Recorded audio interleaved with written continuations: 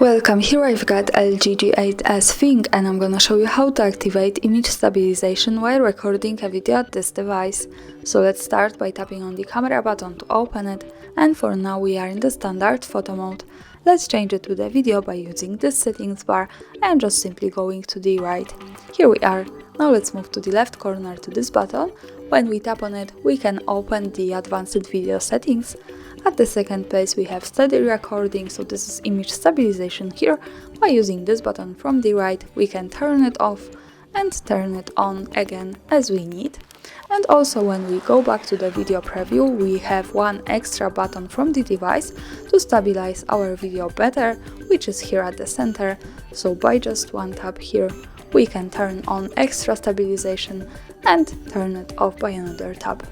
And that's all. Thanks for watching, subscribe our channel and leave the thumbs up.